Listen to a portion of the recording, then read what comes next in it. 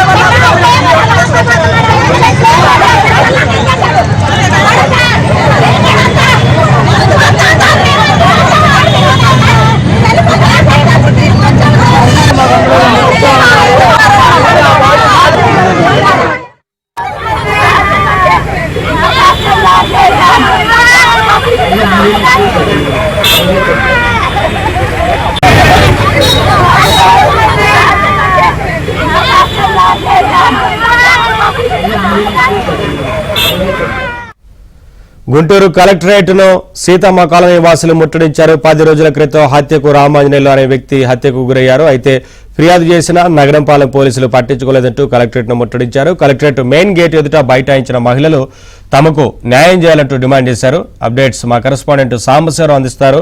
సాంబశివరావు, మరి ఫైనల్ గా పోలీసులు ఏం చెప్తున్నారు?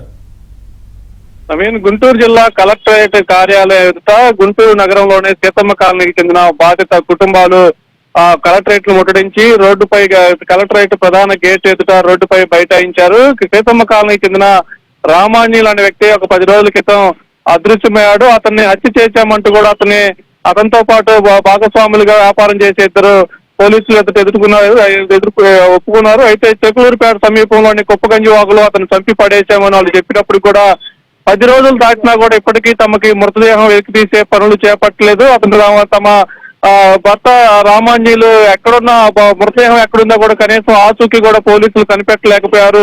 హత్య చేశామని ఒప్పుకున్నా కూడా వాళ్ళపై ఎలాంటి చర్యలు తీసుకోకుండా వారిని సామరస్యంగా వదిలేయటం ఏంటంటూ కూడా బాధిత కుటుంబ సభ్యులైతే ఈ రోజు కలెక్టర్ కార్యాలయం వద్దకు వచ్చి రోడ్డుపై బైఠాయించారు. అయితే ఈ రోజు గ్రీవెన్స్ కార్యక్రమానికి జిల్లా అధికార యంత్రాంగం వెళ్తున్న నేపథ్యంలో అదే సమయంలో గేటు కట్టంగా కూర్చున్న నేపథ్యంలో జిల్లా అధికారులు మొత్తం కూడా దాదాపు అరగంట నుంచి 30 గంట వరకు చేసింది. అదే సమయానికి జాయింట్ కలెక్టర్ రావడంతో జిల్లా ఎస్పీతో తాను స్వయంగా మాట్లాడి మీ సమస్య పరిష్కరిస్తామని జాయింట్ కలెక్టర్ హామీ ఇచ్చిన తర్వాత బాధిత కుటుంబ సభ్యులైతే ఆందోళన విరమించారు. Naveen, thank you Sambasivarao.